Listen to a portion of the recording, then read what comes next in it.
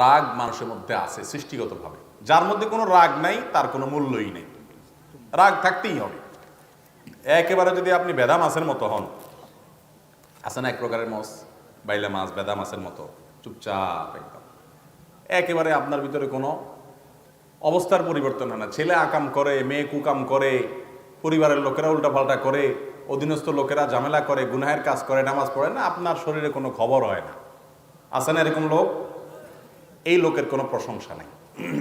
আল্লাহ বলেছেন ওয়াল কাযিমিনাল গাইজ, যারা রাগকে সংবরণ করে। সংবরণ মানে কি? রাগরে আটকায় রাখে। আল্লাহ এটা বলে নাই ওয়াল আদিমিনাল গাইজ, যাদের রাগ নাই। আল্লাহ এটা বলে নাই। রাগ থাকতে হবে, কিন্তু রাগরে কি করতে হবে? কন্ট্রোল করতে হবে। রাগ কন্ট্রোল না করতে পারলে বেইজ্জত হওয়া লাগে। জীবনে একটু চোখ বন্ধ করে সবাই যদি চিন্তা করেন কয়েক সেকেন্ডের জন্য, দেখবেন কতবার জীবনে ধরা খাইছেন, বেইজ্জত হয়েছে, শরম পাইছেন, উল্টা পাল্টা চেতাচেতি করে। শ্বশুরবাড়িতে কাস্টমারের সাথে, বন্ধু বান্ধব হারাইছেন, মা বাবার সাথে করে পরে শরম পাইছেন। এরকম হয়েছে না? হয় নাই?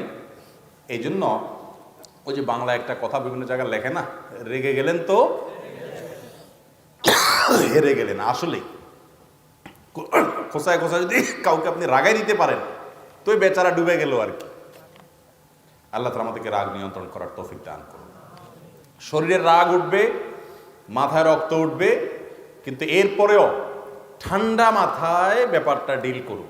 মাথা গরম করে হুটহাট করে কিছু করব না বা বলবো না, তাহলে আফসোস করতে হবে। ঠিক না ঠিক? এই যে ব্রাহ্মণবাড়িয়াতে কয়দিন পর পরই আপনাদের এলাকায় মারামারির খবর শুনি, আমাদের খুব শরম লাগে। ও আপনাদের এলাকা না ভাই, দুঃখিত, সারা বাংলাদেশ। আচ্ছা, ব্রাহ্মণবাড়িয়া তো বাংলাদেশে একটা এলাকা, অতএব ভাগ না করে বলি আমার দেশি ভাইদের মধ্যে যে এই সমস্যাটা হয়, বদনামি হয়, তখন আমাদের কারোর কাছে ভালো লাগে না, আমাদের সবার কাছে কষ্ট লাগে। ঠিক না? এগুলো কেন হয়? মারামারিগুলো কেন হয় বলেন তো? এর আগের কারণ কোন একটা ঝামেলা তৈরি হয়েছে, মাথা রক্ত উঠছে, দিলাম ঠুসঠাস মাইরা, এরপরে জেলের ভাত খাও, ফাঁসির কাস্টে ঝুলো, বিপদের মধ্যে পড়ো। ঠিক না ঠিক? নবী করিম সাল্লাল্লাহু আলাইহি সাল্লাম একবার এক ব্যক্তিকে দেখলেন, তার মাথায় রাগ উঠছে, অনেক রাগ। তখন তিনি দূর থেকে তাকে শুনে শুনে আরেকজনকে বলছেন, ইন্নী লাআলামু কালিমাতান, আমি একটা বাক্য জানি, যে বাক্যটা এই লোকটা এখন বললে তার রাগ পানির মতো ঠান্ডা হয়ে যাবে। সে বাক্যটা হলো আউযু বিল্লাহি মিনাশ শাইতানির রাজিম। কারণ শয়তান মূলত মানুষের মধ্যে রাগ ক্রোধ সৃষ্টি করে নিয়ন্ত্রণহীন করে দেয় মানুষকে। তখন ওই যে নবী সাল্লাল্লাহু আলাইহি ওয়াসাল্লাম তাকে শুনে শুনে বলছেন, ডাইরেক্ট বলতে যান নাই। কেন? কারণ রাগের মাথায় যদি আপনি কাউকে বলতে যান ভাই ঠান্ডা করেন, আউযুবিল্লাহ পড়েন, একটা বক্সিং মেরেও দিতে পারে আপনাকে। ঠিক না ঠিক? কারণ মাথা যখন গরম ওঠে তখন এই ওয়াজ নসিহত শোনার মতো মানসিকতা থাকে না, মানুষ শয়তান তো নষ্ট করে দেয় মাথা। এই জন্য আউযুবিল্লাহি মিনাশ শাইতানির রাজিম পড়লে কি হয়? রাগ কমে। দাঁড়ানো অবস্থার মাথা গরম হইলে বসে গেলেও রাগ কমে, বসা অবস্থা মাথা গরম হইলে শুয়ে গেলেও রাগ কমে। ছোট ছোট পিচ্ছি পোলাপানের রাগ হয় অনেক বেশি, এদেরকে আউযুবিল্লাহ পড়ে পড়ে ফু দিয়া যা খানা পিনা দিবেন, পানি দিবেন, এগুলোতে দিবেন, ইনশাআল্লাহ রাগ কমবে। আল্লাহ তাআলা আমাদেরকে রাগ নিয়ন্ত্রণ করার তৌফিক দান করুন।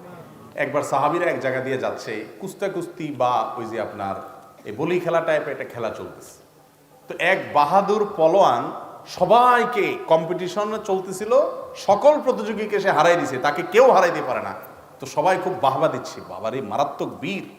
নবী করিম সাল্লাল্লাহু আলাইহি ওয়াসাল্লাম তখন বলেছেন, লাইসা শাদীদু বিসসুরআহ, এই যে কাত করে ফেলতেছে একটার পর একটা সবগুলাকে, অনেক শক্তি আছে তার শরীরে, এটা আসল বীর না, আসল বাহাদুর না। আসল বাহাদুর কে জানো? আসল বাহাদুর হলো যে ব্যক্তির রাগ ওঠার পরে ধরে রাখতে পারছে, ঢিলার মতো ছেড়ে দেয়নি। ডায়রিয়ার রোগী যখন ডায়রিয়ার চরম পর্যায়ে চলে যায়, ধরে রাখতে পারে না, তাই না? বেগ আসে, এমনি সে তার অজান্তে বের হয়ে যায়, কাপড় চোপড় নষ্ট হয়ে যায়, ঢিলা। ঠিক না?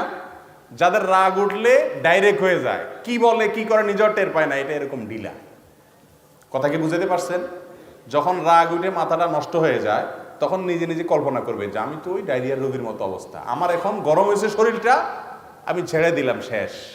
আর যদি ধরে রাখতে পারেন, কন্ট্রোল করে হজম করতে পারেন, হাসি মুখে শেষ, যা হবে পরে হবে, মাথা আগে ঠান্ডা হোক, তাইলে আপনি বাপের বেটা, আসল বীর, আসল বাহাদুর, ধরে রাখতে পারছেন। আল্লাহ তাআলা আমাদেরকে রাগ নিয়ন্ত্রণ করার তৌফিক দান করুন।